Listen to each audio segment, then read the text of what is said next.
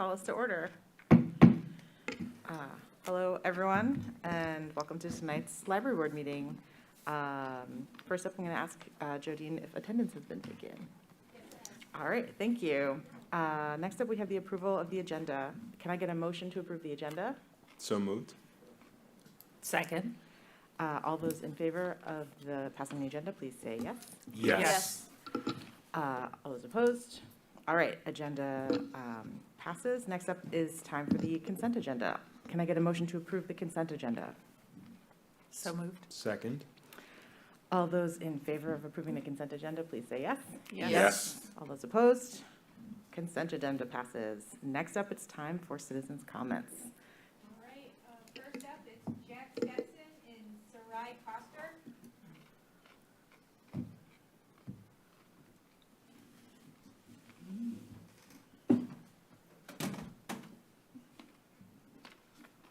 Hi there, I'm Sari Koster Stetson, I'm Jack Stetson.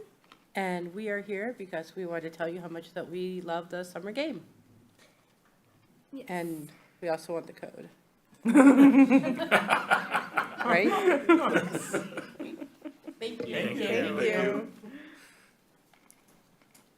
Tiffany Delheim and Mike Delheim.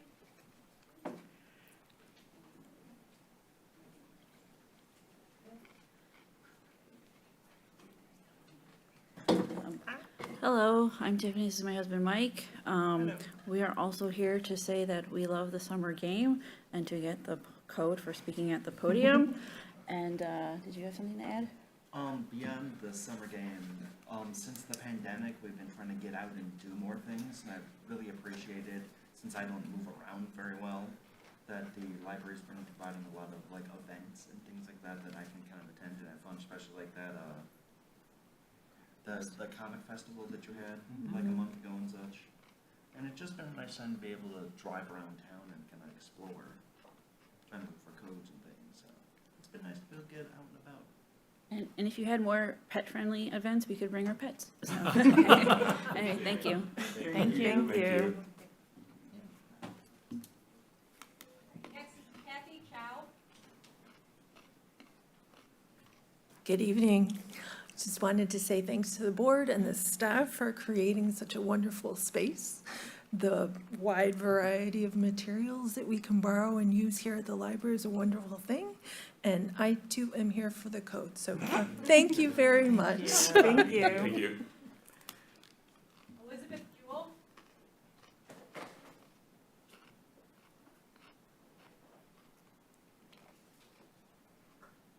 I wrote this down. I'm also here for the code, but I just would want to say, I've lived in Ann Arbor since 2008, and when people ask what I like about here, the AADL is high on my list. The books and materials, the author events, and of course, the summer game. The summer game is what had this auntie of 3 summer game fan nephews on a trip for our cousin's wedding going to the Grass Valley, California library to use the printer to get the week 3 crossword puzzle so that everything could be done in a timely manner, and running to Walgreens to print off one of our favorites, the pictures for the chickie badges, as we call them. Last week, my boys came specifically to visit all of the branches and bike through some well-coded neighborhoods. After 5 branches in less than 24 hours, my middle nephew asked whether we could stop by the downtown library one more time, just in case we could run into Eli. I told them I'd keep my eyes peeled, but they couldn't be here tonight, but they'll be thrilled to know that I've accomplished one of my goals and gotten some points. We're continually impressed with how involved and expansive the game is, and so appreciate all who worked to make it possible. Thanks for organizing, and of course, thanks for playing. Thank you. Thank you. Sandra.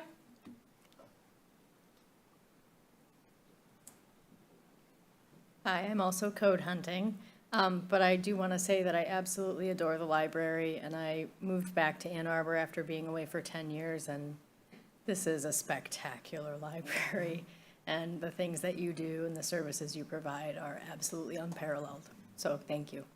Thank you. Thank you. Thanks. Alex Lowe. I'm also here for the code, but since I'm here, I might as well say a few things. The library is great. I would love to see even more improvements in the library, especially with the summer game. The one thing that I would suggest for next year is please make the business codes easier to get and make it more obvious. I've been trying to get a couple of businesses to put up the business codes, and it took me several weeks to find the form for them to fill in. I eventually found it via a friend, so that would be much appreciated. And then also more outdoorsy summer game stuff that's not things that you just do in your car would be lovely. More parks related, going on like some of the trails around the schools would be fantastic. Thank you so much. Thank you. Ellen? Thank you.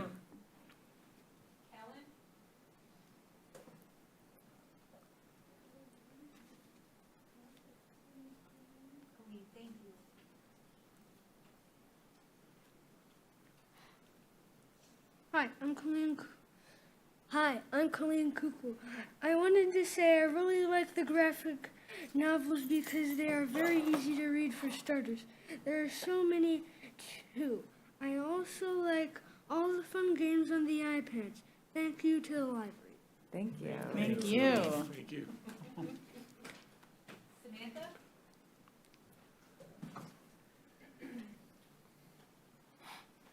I grew up going to the library. My mom would drive us 25 minutes to get to the best one when I was growing up, and so I'm very thankful to have a place to bring my son so he can have joyful experiences too. I don't know why I'm crying. You're not the only one. And so I'm just very thankful, and I'm always ever impressed by the community engagement and just how we come together during this time. And I just want every place to, replicate it, and so that we can have this kind of engagement all the time. So thank you. Thank you. Teresa and Nikki?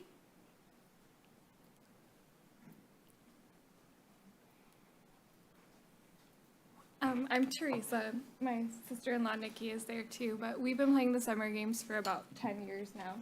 And I just want to say how thankful I am for them. They've really helped kind of bring our family together and bring our community together. Just that kind of camaraderie. I think somebody said to me once, it's like the year of Pokemon Go, but just Ann Arbor locals. And it's just one of those cool things that you can be a part of, and I think that's really special. Our nieces moved away this past September, and my niece was saying that they moved to Washington, D.C., and she was like, I love D.C., and there's a lot of things to do here, but I really miss Ann Arbor Library, and I really miss summer games. So that should just show you guys how special it really is and how much it means to all of us. Thank you for keeping it going and for all that you do to support it. Thank you. Does anybody else want to go up and make a comment? All right, great, thank you. Thanks everyone who came in to make comments today. Next up, we have committee reports. And now I'm getting lost in my notes. All right, executive committee didn't meet, so that's easy. Budget and finance committee. Budget and Finance Committee also did not meet, but I believe Eli has a couple of updates Yes, for us. I just wanted to mention there's not a financial report and financial statements in this month's packet. We're still busy with the year-end close. Last year, we produced draft financial reports for the July meeting, and they were a lot of work and not very useful. They all had to be redone. So as a result, we have the check register in here, and that's, you have already approved in the consent agenda. But we've not prepared the draft financials. All the financials will get all caught up at the September meeting, assuming that we cancel the August meeting later today. Any questions about that? Okay, thank you. Great, thank you. And last, we have the facilities committee. Yep, so the Facilities Committee met on the 9th. We got an extensive update on the plaza, and I think we'll get even more detail a little bit later on the agenda tonight to see how the plaza's doing, but teams were moving in. We were getting ready for the idle equipment sale. And then we had some discussion starting to think about the future of that site already as we're starting to see how we're using it, how we're filling up the space, and what space we might need, including things like planning for expanding the potential for solar on the site and challenges with the roof, but opportunities with other area around. So we're already starting to have some conversations and sort of thinking towards the future as we are moving in and filling up the space. The Friends, I think, were going in as well at the time. So I'm looking forward to hearing where we're at 2 weeks later. We also discussed the facade issues with the masonry coming off the addition to the building. There's more on the agenda tonight for that so that we can discuss. And what there was, we got a note that the electric truck has arrived. I'd love to know if that's operational yet because I'm excited to see it. An update on the parking lot next door. So as we know, there's construction going on behind this building. So the canopy will be going in, and that seems to be moving forward as expected. And then we had a bit of a conversation just around, we had some conversation around thinking about now that the Friends are not in their space in this building, what might happen, but I think there'll be more coming from staff on that. But we got into a bit of a conversation about thinking about this building in particular, and recognizing that we have a bunch of like unexpected expenses like the masonry issue, ongoing sort of some semi-predictable expenses like the issue with the sewage crocs, and we know there are a bunch of other, capital expenses and maintenance expenses that we can anticipate.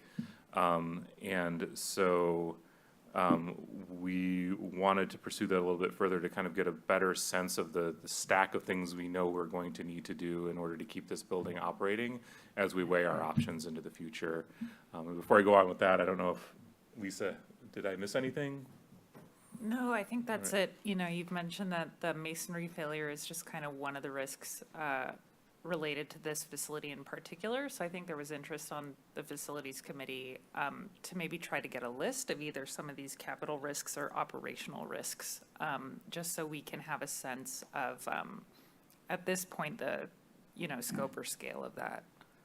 Yeah, we know the roof is leaking. We're gonna have to probably do something about that. We know we have issues with the elevators. We know we have HVAC issues, so there's all of that stuff we can kind of anticipate. And also they're the kinds of things where if they break and and it's an emergency repair, it can lead to shutdowns of the building that are much longer than we would like to see. We would like to keep this building active and alive, but we also don't want to throw good money after bad, or bad, whatever the phrase is, and keep spending a lot of money just to maintain this existing facility if it doesn't make the most fiscal prudential sense. So that's our ask to staff, is to get sort of a list of kind of all of those things and maybe some rough timelines on like what are the cycles, when are we anticipating those kinds of things landing. I don't think we need dollar amount figures, but yeah. Yep, and we'll be bringing that to the September board meeting. Great. Great. Any questions or? All right, that's it for us. Thanks. Great, thanks, Scott. All right, next up, we have the library report with Eli. All right. So here's my report for today, and for those of you watching from home, if we can get that up on the screen. You got the feed? Yeah, okay, great, thank you. For those of you watching from home, here's the code for watching today's meeting, room and board. It's worth 100 points. You don't get the code on the podium unless you come and make a public comment, but that one's 100 points, and that will get you the badge as well. So let's start off with our stat of the month, and of course, we're going to talk about Summer Game. So as of today, Summer Game 2024 has 12,504 players. That's already passed last year's number of players with still a month to go. And people continue signing up for the game up until the very end. Those 12,504 players have scored 141 million points. That's about 12,000 points per player. And they've earned 205,000 badges. That's about 16 badges per player. So that it's a really great level of engagement to see such a large number of people playing the game, and also to see them engaging so deeply with the game that our average player has already earned 16 different badges. Is terrific to see. So let's look at what some of those badges are. Here's our top 10 badges. Number one, and it's almost always number one, is Spot the Ride. That's the badge that you get from finding the code on the outside of the bus. There are 10 buses that have the code on the outside. And year after year, that is one of our most popular codes, mostly because it's out there driving around, and it's very eye-catching, and people get to see it. So as you can see, by far has been earned the most. By almost half of all players have earned that. Our second most is Log Jammer. That means that you logged your reading at least once. It's great to see almost 5,000 players have used that feature. Then our third one is Chicken at the Arb, of our very famous and favorite chicken badges. These are some of our seek and find badges that we started a few years ago. So you can look at the photograph and find chicken and find some code words hidden in the image. So Chicken at the Arb and then also Chicken at Nichols are two of our top 10 there. Number 4 is the Westgate badge for getting all 10 codes at Westgate. Number 5 is Pittsfield Perambulator for getting all 10 of the codes at Pittsfield. Kids Crossword, number 1. That's great to see that in the top 10. I misspelled that. It's Mosterious. Mosterious, that's another seek and find badge.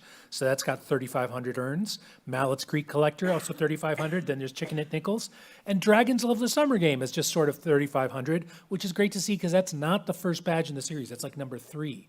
So that's unusual for the third badge in the series to be in the top 10. Now, I didn't make the top 10, but just to put it in perspective, so far 2,884 people have gotten the code off my back. So it's great to see that, and still plenty of chance to find me throughout the rest of the year. And of course, I will be at the Game Over Gala at the end of the year for anyone who hasn't gotten it so far.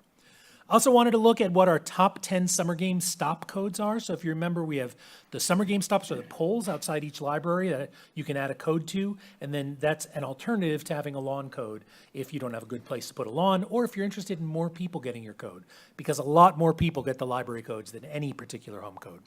So I've hidden the codes here, but you can just see what the messages are. We got a good sample of what people like to see. There's a literary reference, 451 points.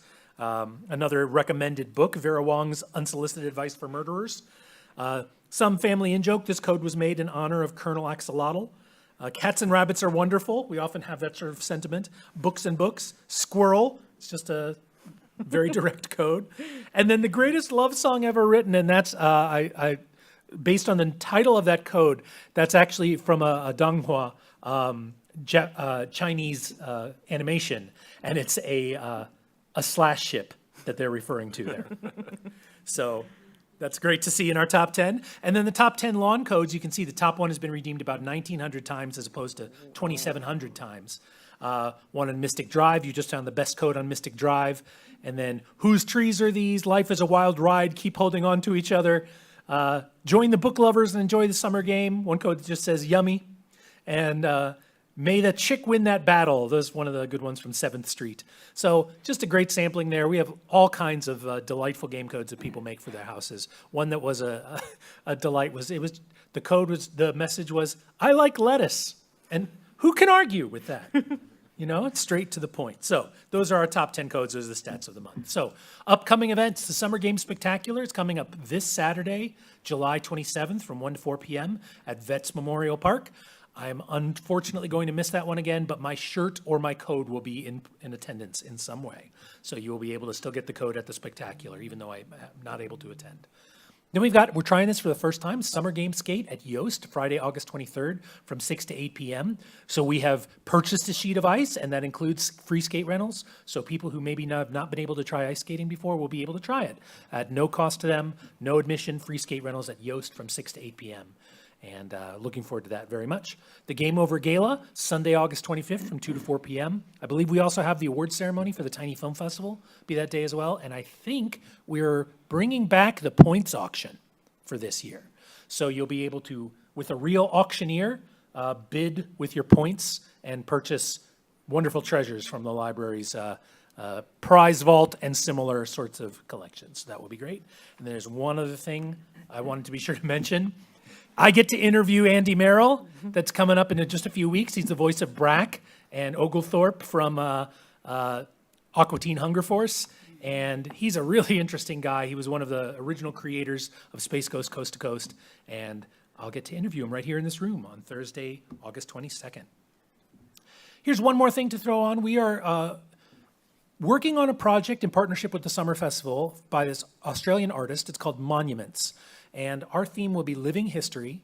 And this is an installation from another city, but basically he shoots video of members of the community and then projects them onto trees in the town. So it'll be at 3 different locations around town. It'll be installed from September 4th through 8th. And that's presented by us in the Summer Festival with support from the Friends of the Library, the Ladies Library Association, and the U of M Arts Initiative. So we're really excited about this. It's a very cool project, and we'll have more to come about that. But it happens before our next meeting, so don't miss that in early September. And here's an event report. Best-selling author Samantha Irby came to the Downtown Library on July 7th as the first event in AADL's Big Gay Read 2024. Pride Source interviewed Irby shortly before her appearance and told her about all the events associated with the Big Gay Read that we're calling the Samantha Irby Experience, including Zumba, a cat craft symposium, bad date cabaret, and vegan snack taste test. Irby said, "I'm about to burst into tears. This is an incredible dream. It's all incredible. It's like someone dipped into my subconscious and made my dream list of activities. Hats off to whoever came up with these activities and events." And that was mostly driven by Jacob Gorski from our outreach team, as well as supported by Marissa Houston and some of the other staff on our outreach team who came up with a lot of those events. And they've been very fun so far. And Sam Irby gave a fantastic talk. She was delightful and hilarious. We had an excellent crowd for that event. So that was a really fun library event.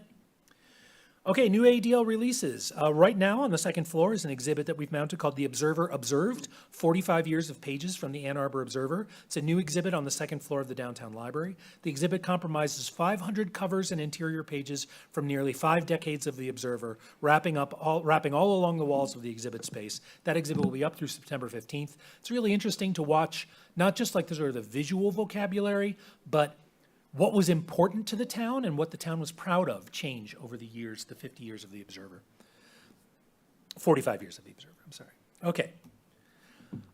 And another recent release was on Friday. We had sets of 29 bicentennial blocks were unveiled at each AADL location for patrons of all ages to play with and admire. I had a wonderful email from a patron over the weekend, which included the phrase, "Thank you for giving an old lady an excuse to play with blocks." So I was delighted to hear that. These blocks form 7 iconic buildings in Ann Arbor, including the Glacier Building, First National Building, Michigan Central Railroad Depot, the old YMCA, Hill Auditorium, and Burton Memorial Tower.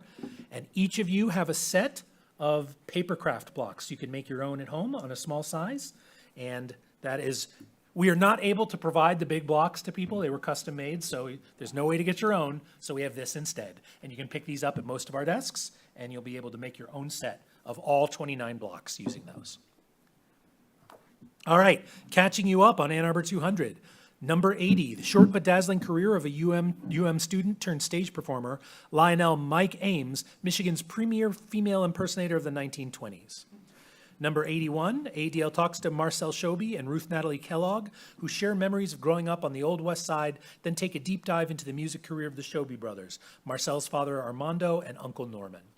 Number 82 was an episode of our long-running YouTube series, Recipe Share, Ann Arbor Local History Recipes, where recipe testers try out adapted recipes from some of our historical cookbooks, including Dorothy's Grape Nuts Custard, Oi Namul, and a fruit salad recipe from 1977. Someone brought one of those recipes. It was a pistachio something, some sort of pistachio whip, and it was quite enjoyable. You know, those Jell-O salads have a bad rap. I enjoyed that one. Number 83, AADL talks to Wei and Lisa B., owners of Sweetwaters. They discuss 30 years in the coffee business and the changes they have seen. Number 84, this is the first interview of a new project that's the LGBTQ plus Washtenaw oral history interview. So we're starting a project to interview a bunch of people. This is in addition to the Gayest Generation podcast that we've been doing for a couple of years. So this is very similar to what we've been doing with the African American Cultural Historical Museum for many years, and we also have a similar project going on with Asian American and Pacific Islanders. So we interviewed Lyndon Kelly, who discusses her time working with various progressive organizations and her time running the Common Language Bookstore. Number 85, AADL talks to Jody Cohn, former PR and publicity for Borders. She walked us through her time at Borders, which began when it was a small chain and followed through to the company becoming an international juggernaut of book selling, and we all know how that wound up. Number 86, Nathan Kelsey and the Burr Park Fireworks. Ann Arbor used to have a huge fireworks show for the 4th of July, and it all happened because of one man, Nathan Kelsey. Number 87, Sophia Pierce, columnist and clairvoyant. an exploration of the life of Sophia Pierce, writer, census taker, and electric physician was how she described herself. Number 88, AADL talks to Lori Blakeney, founder of the Ann Arbor School of Yoga, who talks about her career in teaching the Iyengar method to thousands of students. Number 89, we talk to Rick Ayers, former student activist, who walks us through his life in the 1960s, including stints with the SDS, dodging the draft, and his time with the Weather Underground. Number 90, we talked to John Anye Lockhart, painter, professor, activist, and griot. The life and impact of John Anye Lockhart, a painter and professor who mentored generations and brought a focus on Black history and culture to the community. Number 91, Dr. A.A. Christman, biochemistry, roses, and a few murder mysteries. He's our most famous biochemist, crime solver, author, and Rosarian, Dr. Adam Christman, along with the full text of his book, Ann Arbor, The Changing Scene. Number 92, the Steel Magnolias, Ann Arbor's first women's hockey team. The story of Ann Arbor's barrier-breaking women's hockey team, the Steel Magnolias of the Metro Skaters Hockey League. And this was written by Heidi Morse on our archives team, who played for the Mags at one point, not too long ago. And number 93, AADL talks to Zeke Mallory, designer and artist, about his work around town and legendary Mr. Flood's Party. He was an employee of Mr. Flood's Party and then started Crow Quill Graphics, which was right across the street. What's now Beer Grotto was a graphic design shop at that time. And that catches us up. There were 2 more released since then. We'll bring those to you in September. All right, our staff spotlight this month. Weston Johnson is a safety supervisor. He's been at AADL for 8 years. He started as a security assistant, was then promoted to safety tech, and was recently promoted to safety supervisor on July 1st. What do you wish people knew about you? I was born and raised in Ohio, which makes me a Buckeyes fan. During my free time, I enjoy weightlifting and taking apart and rebuilding computers. Thank you, Weston. Weston's a great employee, does a lot of great work for us here at the library. All right, our mention of the month from Alex Corvo. At the park today, looking at art and looking for game codes for the library's summer game, because the only thing more fun than playing the summer game is playing the summer game with friends. Thank you, Alex. So our compliment of the month. Patron loves the new link on our website to the summer game site info, which is the spinning little beach ball in the bottom right corner that opens up a sort of pane that helps you navigate summer game a lot better. Commented, it's so much easier to find it that way than it has been in years past. We've gotten a lot of great positive feedback on this. So thanks to our summer game team and the IT department for putting that together. All right, complaint of the month. I'm wondering why AADL is not linked to the free movie streaming service Canopy when Dexter, Saline, Chelsea, and hundreds of other public libraries do provide this access. We get this question from time to time, maybe once a month or so. Well, of course, it's not free to the library. It's actually quite expensive, and the main issue with Canopy and Hoopla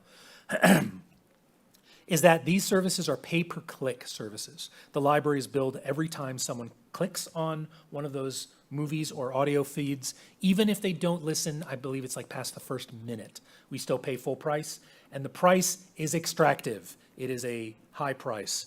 We would gladly subscribe to these products if they offered a flat rate annual subscription like most of our subscription products do. At one point, they offer that model actually to university libraries. The university library has Canopy. And we contacted them and said, can we, we saw it on your website, can we license it under those terms? They said, just a minute. And they put us on hold and they removed it from the website while we were on the phone. So we got the message. So we remain interested if these come flat rate subscription model. They offer that for some of the titles, but it's a small number of titles and it's the ones of the least value. So it's something where at this point, every time we get this question, I can't explain why other libraries have made the choice to invest in these products. But for us, we find it an indefensible use of public money. It's also at our scale, it would cost us a lot more. It's very popular with smaller libraries with smaller sets of patrons. So, it basically consume our budget very quickly if we moved in that direction. And almost without exception, patrons are thankful and appreciative of the explanation and understand why we don't offer the product. So just to mention that. And that's my report for this month. Any questions? All right. Thank you very much. Procedurally, can I reopen public comment? Sure. Do I need to take a motion or anything?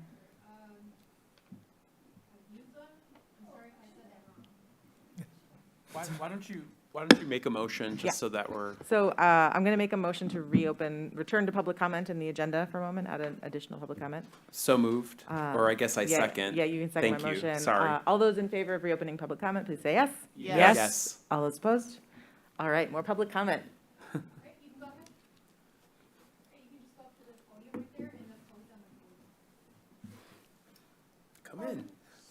Come in. See where the microphone is? So what I enjoy about some of this part of the library in total during the summer is the summer game and how it's open to the public and how everyone can have fun and enjoy and connect through this game. So we really wanted to thank the library for what they've done through this game. Thank you. Thank you. Thank you. Nice job. Did you get the code?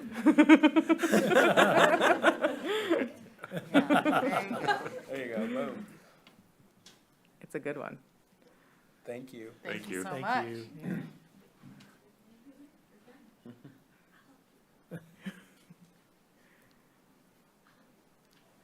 Okay, I'm just a new immigrant here, and I have nothing to do because I can have a job here now. So I just every day come to library and try to learn some English, and I find this game helps me a lot. And I can already collect a lot of pages and learn a lot of English here. And before, I don't know, like in library, I can access a lot of resources. Like I know I can download something from library, and I can watch TV, watch TV or DVD. I can rent them, and a lot of things I never know from the summer game, especially like government resources. Like I visit Zero or something. 820.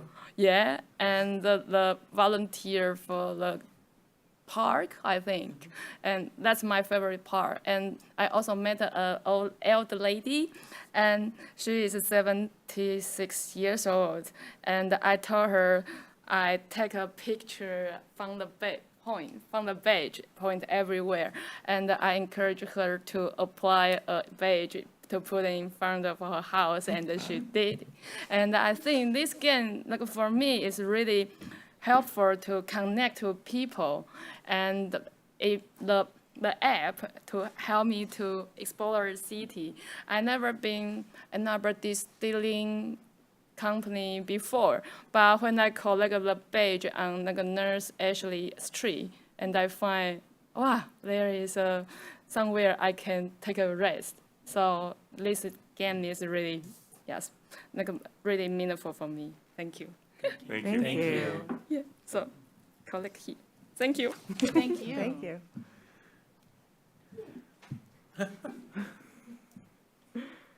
Awesome. Any more public comment?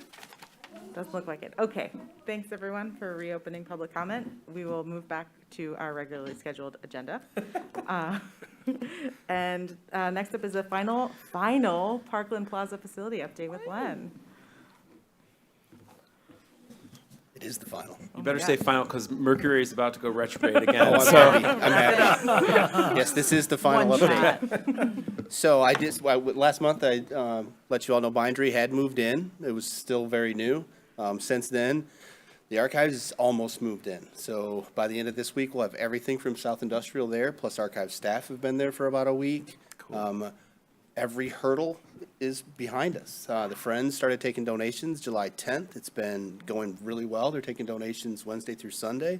So everything's in place for us to be in the space and get this one past us. We do have a small lot closure coming this weekend to restripe the lot, and that's the last big thing. And, you know, we are in. We've built the space, so it's really nice. Congratulations. Yeah, big time. Yeah. So there's more. We do have our electric vehicle. We had training on that last week. Fab. And we are going to be sending it out for graphics really soon, so you'll probably see that mid-August by September on the roads everywhere. It's a super cool vehicle. Most everyone in maintenance has driven it, at least around the parking lot once or twice. So, yeah, very excited about it. And then, as Scott mentioned, you know, once you get into space, you realize what you really want and need. So we'd like to pursue a solar package down the road, and then probably an outbuilding that's not conditioned to house all of our batteries. Because now we have an electric vehicle, we have an electric mower. If we do anything solar, that's more batteries. And we just built a building to preserve materials. So it's like, we should probably do that. That'll be down the road. It'll be much less expensive than this last project, I assure you. But it's something that makes a lot of sense, and we saved that property to the east for that reason. So that could be coming one day. I may be back here asking for permission to do that.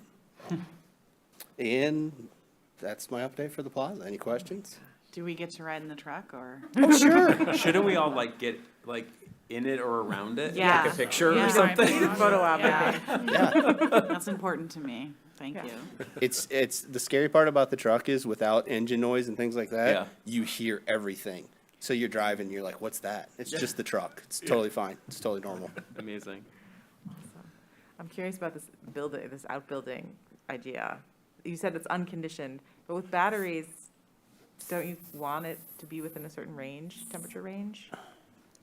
Well, some of the batteries, like the truck has its own system for keeping the batteries the right temperature. Oh, wow. Right, and the smaller lithium cells on the mower and things like that, you know, that's, but it's like, we wouldn't be building a fully conditioned space. We'd be looking at like a prefab building to be basically a garage so that the battery things are not in the same building as the archival materials. Right. And when I say conditioned, mostly air conditioned. We could have heat if we need that in the winter. That's easy, but no reason to have conditioned air. Right. But Eli mentioned, the truck does turn itself on. If it gets warm, it just turns itself on and has fans that cools the batteries off. It's a pretty cool truck. Good job, guys. Wow. Awesome. Amazing. But maybe we'll arrange at the September board meeting to get a group photo with the Yeah. truck, because the graphics should be done by then. Cool. Any other questions? Pioneers in electric vehicles. Right? Go us. No, I think maybe future meeting or even facilities committee, like, I would love to hear more about what options for solar might be viable on the site. I know there was some concerns about like the roof and, you know, weight and snow load. And then I think I also heard some concerns around sort of battery density, or as we move more towards electric and we have batteries on the site, concerned about preserving the archive. I don't really have a good sense of how much the risk is. I know a bit about batteries, not enough to know like how valid or imminent of a concern that is. So I think as we move forward in the future, just hearing a little bit more about those topics would be great. Great. Awesome. Thanks. All right. Awesome. All Well, right. thank you all so much. Thanks, Len. Don't go anywhere. I'm not. Next up, we've got the update on the exterior and structural system of the downtown library. Yes, so I do have the assessment from Terracon and some budgetary numbers to Phase 1, fix the hole we have in the building. That's going to be around $25,000. I don't have the firm quote yet, but that does include assessment and drawings from Terracon. So probably around $15,000 in actual labor and material, and another $10,000 in drawings to show what we have as we kind of make our way around the building. Phase 2 of what Terracon's suggesting, there's no labor involved in this, around $25,000, and that would be to come up with the plan with full survey of the building, and then we could pick out those probably 4 to 8 places we want to open the building up and see what we have. So that Phase 2 would probably be $60,000 with labor, but that would be it buttons up the hole we have now. It gives us an idea of what's there in drawings, and Phase 2 would be an actual survey of the whole building and what's behind each corner, and we can make a decision from there if we want to go any further. Sorry, just for clarification, $25,000 to fix the hole in the building right now? Yes. And then an additional $60,000 to open up more of the building to Yes. further assess the problem? Yes, now we could, it is. Phase 1, we know what we have. We could close the hole, put new brick in without their assessment. But to have Terracon update the drawings and give us actual as-built conditions, there's a value there. Especially as we move around the building to see, is it the same everywhere? To have that updated, there's a cost there. And then not all of that is drawings. A lot of that is consultation. So during the project, we get their consultation for the restoration. Can we skip Phase 1 and go to Phase 2? Like, could we leave the hole open and open up more before? Yes, I guess my only worry there would be how fast they can get on the work. Sure. And then tidy everything up before winter. Okay. But yes, the answer is yes.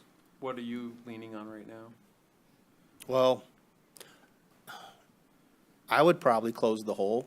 Yeah. Because we know what that condition is. Yeah. And then work our way around. Because they could find a spot, if they're going corner to corner, they could find a spot that says, let's pause, let's take out a bigger area. This isn't just a corner, it needs to come off all the way down. I also think for our patrons, it's unnerving to see a giant hole on the side of the building as well. I think that's more of it would encourage and be nice for our staff as well to sort of offend any of those questions. Well, is there a cheaper, because you mentioned like retiling the outside, and I'm wondering if there's a cheaper hole closing method. Not really, it's all gonna be masonry, and I'll tell you that we cannot get that, I call it glass-fired brick. It's just is what we can't get that Oh, brick. yeah, no, I wouldn't Yeah, even yeah, no. attempt to do that, but I'm wondering about like cheaper, like, I think you mentioned mesh in a previous meeting. That would be, okay, so if we explored the corners, we didn't feel we had to go all the way across the building, but there's that buckling point, you could put a mesh or a netting over that buckling point. So if it were to fail, the netting would keep it in, but that doesn't get us around the masonry work, if that makes sense. Yeah. Here's one of the concerns that keeps me up at night, is what if there is a spot on the structural system that is worse than what we've seen so far, that is not on one of the corners? Partially, it's like, I'm reluctant to spend the money. But it's like, we know where the worst spot is up and down on the building, that seam that goes all the way around. And it's like, I worry that if we open up the corners, they're like, well, that looks okay. The middle of the beam is where you need to worry about, right? And that there could be an argument and get a price on it about opening that seam all the way around the building so we can see the condition of the steel all the way around the building as opposed to just at the corners. Because we know that there's water getting inside the system, to places where it shouldn't get to. And once you see that, it's just all bets are off in terms of, is the waterproofing system of the building functioning? And it's like, what we've seen doesn't, give the impression that the building is any structural danger. And of course, we haven't seen any of the signs that you see inside the building when you're starting to have structural things shift. But if we're gonna look, I feel, there's an argument to be made for looking at that seam all the way around the entire building. But then, we're looking at, it's $25,000 to open up or to replace about 15 feet. If we go all the way around the building, you're well into six figures. Yep. To just put it back when you're done. So it's a trade-off, right? Do we investigate more deeply and then have to patch it up?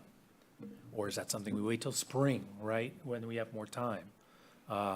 Because it is something you definitely don't want to have freeze and thaw cycles with the building being open to water. But what I'm most concerned about is that there are spots that aren't symptomatic, like the one that we've seen so far, but could actually be a bigger problem. Len, would you? I agree, Yeah. the steel's hidden, we don't know what that is, we don't know the Yeah. condition of the steel, so, and seeing where the brick ties were and weren't, if, there could be a failure where we don't get a warning and we do lose, a 10-foot by 10-foot section if the steel's bad behind it. If the brick ties fail, it will come off. So I think Jim's comment about the weather is valid. And I think I'm hearing in the discussion that kind of doing what we can to mitigate the problem before we go into the winter so it doesn't get worse is probably a good thing. I also don't like the idea of jumping right to phase two. Maybe we wait till spring and something else happens that changes the variables or the conditions. I wondered too, with like four corners versus looking at a different part of the seam, like, is there an option to break phase two into smaller pieces of work? Like, can we open up one section, assess, and then decide if we want to proceed rather than having to commit to a whole, to a bigger scale of work all at once? Yeah. Because I feel like when we start to see this more than one time, like, I don't know how many more times after, I don't know that it would take opening up the building 5 times for me to feel any different than it would after like finding the same problem 2 or 3 times. Yeah, Yeah. good point. Phase two, if we commit to phase two, it'd be really a meeting on site, finding the areas we would like to explore. Because it could be a little more in-depth, and we've talked about it. There are places in the building we don't see all the time, but taking that good long look, it might be a center section and not a corner. So committing to phase two wouldn't mean Okay. they're just gonna hit corners. I think that's a whole other discussion about letting them know what we'd like to achieve with the survey and picking those areas. Because in the report, it says assuming 2 to 3 places. We already know it's more than that. We already know we're not gonna hit 3 corners when we have 8 corners, and there's also the centers. So, How do we feel, so not thinking about the piece that's open, but sort of the rest of the perimeter, like, how are we feeling about if we just didn't do anything immediately, what's the risk of, I don't know, I don't like the idea of like a failure where part of the building falls off onto people or cars, like. you what know? we had this spring. Yeah. You know, that happened coming out of a winter. Sure. You know, it was there, and then the deflection was really there. We all noticed it within a week of each other, right? Okay. So these other areas where we're still seeing that, that's probably what we could see next spring. These other areas, that you're gonna have that bigger deflection that we caught this spring. Yeah. And do we have a set, so like, you know, if you came into work tomorrow and you saw like something else very unexpected the way you did the last time, what would kind of the protocol or next steps be? I guess sort of the thing is like, if we're talking about waiting till spring, if something happens sooner, like what are we gonna do? Well, I think that if something happens sooner, the mesh becomes something that we start looking at as just as a risk management maneuver, just to get something up there that if more pieces start falling, because like we said, there are no signs of risk inside the building, but there is a risk outside the building, right? Because like when they started opening it up, pieces started falling off. They stopped because they couldn't control the rate at which pieces were falling, right? Sure. So it's like, and we could decide, let's just do that from a risk management perspective. Put the mesh all the way around the seam, the whole building, just so that we are not really facing any risk to anyone outside the building while we're deciding what our next steps are. So maybe a step here is, no, please I go was ahead. like, what is the cost comparison of phase 2 versus just put some mesh around it as a I don't think stopgap? we've priced the whole thing. We haven't. I mean, if you take the survey piece out, it's much less. Yeah. So maybe the next step here is for Len and I to have another conversation with Terracon about, based on this feedback, what are some options that we might not have explored that they haven't quoted yet? Maybe we have a finance or a facilities committee meeting in August, so that when we come together again in September, we have moving forward. Yeah, that was my next question too. Functionally, if something were to happen that would require a sizable expense to deal with, and we canceled the August meeting, do we have the ability to like call an emergency meeting? Yes, we could or- have a special meeting with just 24 hours notice. Great, perfect. That all sounds good. I do know the brick we have is brown. Yes, any replacement brick will be not a matching color. It'll be a stripe, it'll be fashion. It'll look like a repair. Flare, kinda. So one thing, I didn't get a chance to fully read the report that's in the packet, but I saw there was discussion of potentially doing some kind of scan of the building to get some information to help inform where we might want to look. Is it like, do we know if that looks like it's gonna be worthwhile or not, or if there's any value? I want to have another conversation about that. Sometimes it works really well, sometimes it doesn't. It Right. depends a lot about your building. So the person I've been working with is Jared. He's very knowledgeable. And so I'd want to have that conversation. I mean, we've had our roof scanned, that scanned well. We were able to see a lot of the insulation and where we had bleed through. If we can get the same results on the exterior and the masonry, it's not a bad idea. Is that infrared or was a laser? Both. Okay. It's both. Yeah, I think it said laser in the Yeah. report, but yeah. Because one thing is, it's like in some cases you use like laser measurement to identify places that are not, not a plumb. Right. Right, and we've already kind of picked those out by Yeah. eye because they're bad enough you can see them, right? So I think in some cases, the laser survey would identify, well, yeah, the spots we've already identified. Yep. But maybe there's some others that we're not seeing. So Yeah, I mean, it could potentially identify ones you can't see yet that That's are right. already starting to move, which would be a bad sign if we saw Yes. that, but Yeah. Right. Yeah, and even areas we haven't worked on, the report talks about the tuck pointing and the weep holes, all those sorts of things that, it's a big building. There could be a lot of areas for repair there. Even adding control joints for spots that haven't moved yet, where they could say, this is going to move, add a control joint now could save the building for another, 10 years. Okay, yeah, and it sounds like another facilities committee meeting in the near future is a good idea. I think there's also just like the component of,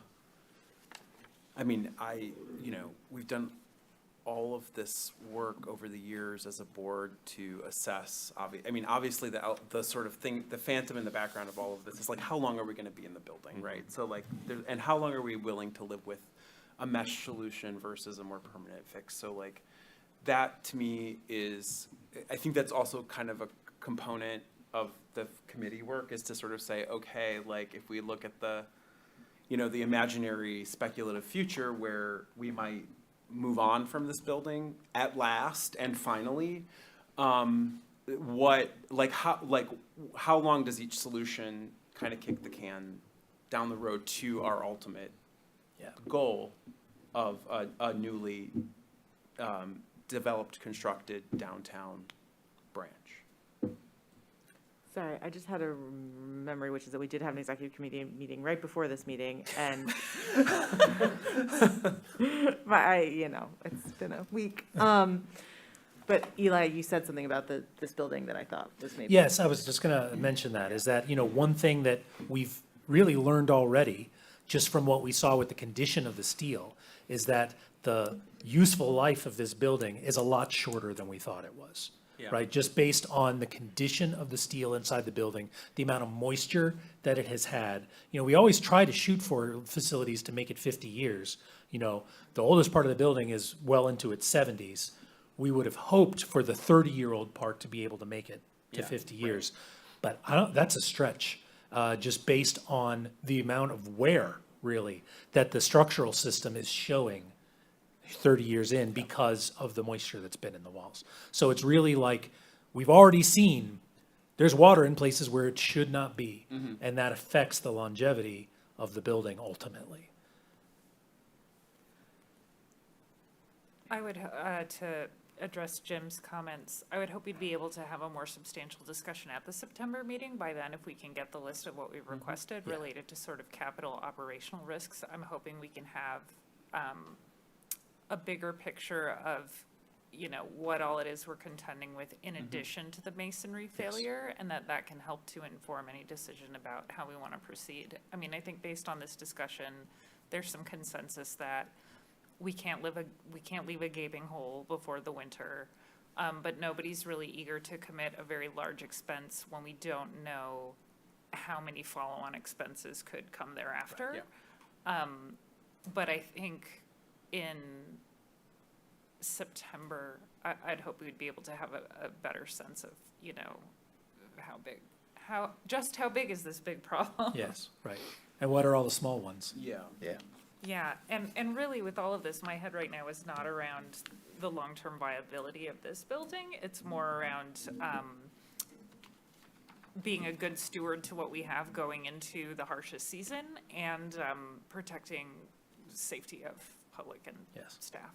Yeah, 100%. I think there's this question, the larger kind of picture, it's difficult to tell the story of how this building is and has been deteriorating because we have been excellent stewards, the staff, the board, over my almost 10 years here, have been like putting so much investment, time, and labor into making and maximizing the space in all imaginable ways, which also sort of makes the problem more opaque. Yes. And there's part of me, I'm just gonna say it, but it's like, we'll explore the options. There's part of me that's like, put a big net around the building because it will signal the problem very visibly and palpably, which is to say that like, we are trying to walk the tightrope of stewarding this building, making it accessible, safe, functional, comfortable, and welcoming, and also communicate to you that it is a real problem. To do all of that, and we continue to use resource that might better be, executed elsewhere or delivered elsewhere. That's right. Yep. Any other thoughts or questions for Lynn? All right, thank you so much. Thanks, Lynn. Thanks, Len. All right, moving on to new business. We have the resolution to accept the fifth-year option of the contract for HVAC equipment maintenance and repair. I will read the resolution. The board resolves, one, to accept the fifth-year option of the contract for HVAC equipment maintenance and repair with Shambaugh and Son LP, beginning July 1, 2024 through June 30th, 2025, for the bid amount of $104,280. Two, that all resolutions that conflict with the provisions of this resolution are rescinded. Can I get a motion to approve the resolution? So moved. Second. And now we have discussion. Okay, so this is our fifth year. This was, I think we talked about it last year. This was our pre-COVID number. When we go out to bid, it's not gonna be this number. So we've, been happy with Shambaugh over the years. They were Pace Mechanical before that, so they've been with us a long time.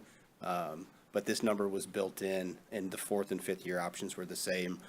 They wouldn't do this again. So when we have to go to bid next year, which will likely be January, so we can build it into the budget, I'm expecting probably a $60,000 increase for what the service we have. This is a full service agreement, so this isn't, most of the stuff is covered unless it's weather related.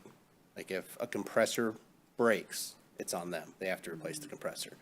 Saves us a lot of money. I think they've already replaced 2 compressors this year. So there's a savings there, but this is a really great number for a full service agreement, and we won't get it again. All right. Do we typically bid this in 5-year increments? Like, 3 with the options. okay. Yes, 3 with the options. And this is one of the contracts, when we go out, some of the responses aren't, we don't get 10 responses. The mechanical's one we probably average between 5 and 7 responses. So we also, it was pre-COVID. We do a mandatory walkthrough when we do mechanical. So you have to come see the site. You have to come see our mechanical rooms. And most people like that because our branches are great and most of our equipment has been taken care of. So. Great. HVAC is so expensive. Yeah. Any other questions, comments? All right, all those in favor of approving the fifth-year option, please say yes. Yes. All those opposed?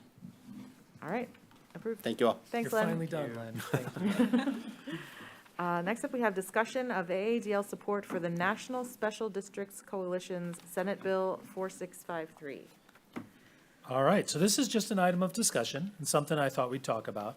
I was contacted last week by the National Special Districts Coalition, which is about 4 years old, and they were formed basically after when the CARES Act funding came through. A lot of special districts were unable to access that federal funding because there isn't a federally recognized definition of special districts, such as us, such as water and sewer conservation districts, all those kinds of special districts. There's like almost 4,000 of them in the US.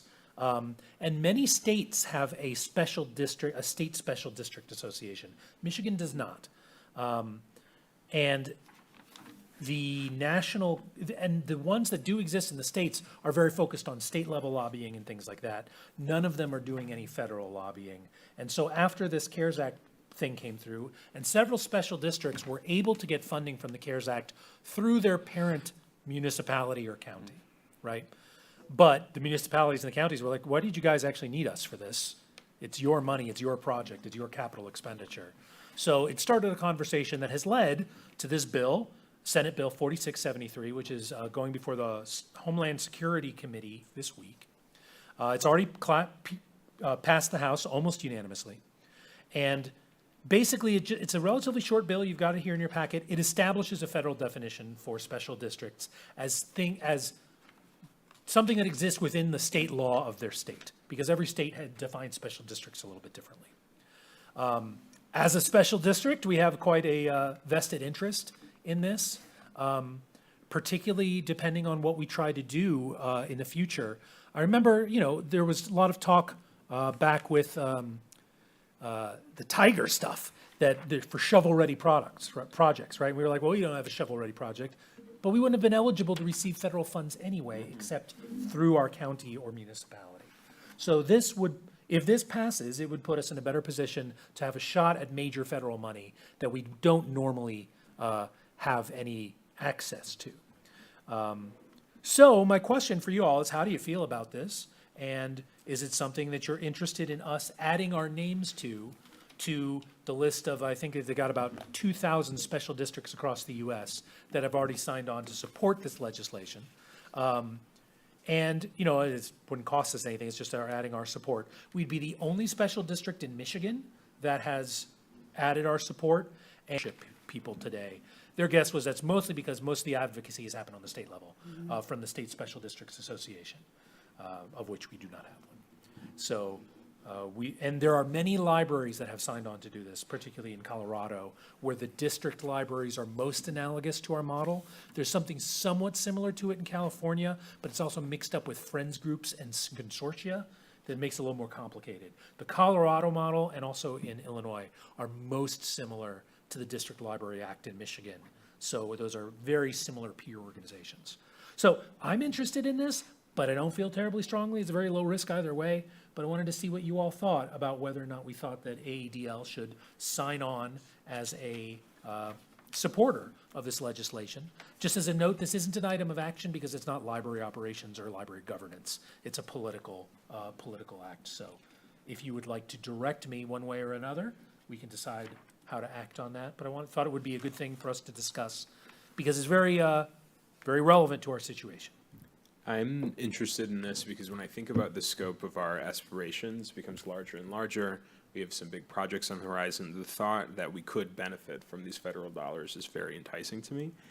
Also, having read this as well, this is receiving, again, as you said, near unanimous support, not just from our legislators, but from the public as well. There's a lot of, special and or just interest groups that are interested in this. I think it's very well and concisely written as well. So I would be interested in directing you to sign us on, but I'm curious to hear from my peers as well. Any questions about any of this? I'm just trying to think if there are any downsides. Yeah. What are the downside risks like? I mean, so I was looking at some of the materials for this earlier today, and there's on their FAQ or talking points, it's like, who has opposed this and why? Nobody has opposed it. There's been zero opposition from anywhere. And so that was sort of a helpful, I'm not seeing any downsides, and no one else has caught on any downsides either. It really is, it sounded like it's largely about creating a definition of special districts for the purposes of all the other kinds of things that the federal government would then do. And the language is pretty careful to start by saying it's a state-defined district, because every state creates special districts differently. And so however a state is defining special districts, that's our starting point, and then they sort of try to have a definition that's pretty encompassing of the different kinds of special districts that exist. So I do think it's pretty well crafted and narrow. Yeah, it's achieving the goal of making special districts legible to the federal entities, right? So Yes, so that they can give us money. Yeah, it seems. I haven't seen this before today, and I'm not as knowledgeable as Molly and Aiden are here. I think like Scott, the first question is just, is there any risk or liability baked into kind of signing on to this? Is it something where would we want the library's legal counsel to weigh in at all? Is that relevant or not necessary given the language? I don't think so, because the language actually doesn't affect us directly, other than opening doors that are currently closed. Yeah. Right? One thing that was sort of in the conversation here, I was like, when I was asking them, well, who are the detractors? She's like, the closest that there are to detractors are the other associations, like the ICMA, the International City and County Management Association. Some of those do programming for special districts at their conferences, but they're very careful to kind of set this up non-competitively, right? They are not trying to replace the state level special district associations, because those exclusively work on state legislation, right? And none of them are doing anything federally. So it's like, nobody's working this beat to this extent, but also nobody finds this beat controversial Yeah. so far, because it's really just recognizing a very well-established mechanism of government in the US that has grown enormously because of the flexibility that special districts have. You know, I think that there were not anywhere near as many of these the last, 25 years ago. It's really become a very successful way of getting things done in government. Yeah, so I love the idea of potentially increasing access to federal funds. That sounds great. I think my only abstract concern had been in the sense of if you take something that doesn't have a formal or quantified definition and then you give it one, does it then open you up to any kind of liability or litigation? You know what I mean? Sure. But it sounds like that's not the case here. So happy to. Yeah, really, the risk there would be with the State District Library Act, right? Yeah. Great. Yeah, I think anytime that we can open more doors for funding, like even beyond our scope, people that might not be aware of this that are in our area, I think it is a good thing to do so. And then as somebody that works on the federal level a lot, I mean, this will probably make it past Senate pretty quick. And the people that would probably be we wouldn't have risk in this. So I think that if we can create that pathway to funding, not just for us, but for others, we should always pursue that. Yeah. Cool. So it sounds like I'm hearing consensus that yes, go ahead and sign us on. Okay. Great. Thanks, All right. everyone. Thank you, Eli. Thanks, Eli. Thank you. Thank you. All right. Next up, we have a vote to cancel the August 26, 2024 regular board meeting. So can I get a motion to, we'll talk about it afterwards. So can I get a motion to cancel the meeting? So moved. Second. All right. Discussion. So we almost always cancel the August meeting. If we need to have an emergency meeting to talk about the downtown building, we can call one. Yes. But it's tough because it's just, everyone's on first day of vacation. school. It's like, it's the first day of school this, is it the first day of school this It year? is. Good grief, yeah. So I guess no one will be on vacation anymore, but, well, some people get to be on vacation, whenever they want. But anyway, we usually cancel August, so we're proposing canceling it again. Great. All right, all those in favor of canceling the August meeting, please say yes. Yes. Yes. All those opposed? August is canceled. Before we go to citizens' comments, I just want to come back and do the executive committee report that I failed to do earlier because it had just. So just to be clear, our happened. next meeting is September Whatever the. 23rd or Yes, whatever. September, yes. I think that's what it 23rd. is. Thank you. Yeah. So executive committee, we talked about this, the thing we just talked about. We talked about the facilities, downtown building situation, some personnel stuff, and I feel like there's one more thing. Do you remember, was there That another was one? it. Okay, those were the things. So now that's in the record. Great. Any more citizens' comments? Okay. So then, that's it. We are adjourned for tonight. Thanks, everyone. Thank you. Thank you. Thank you.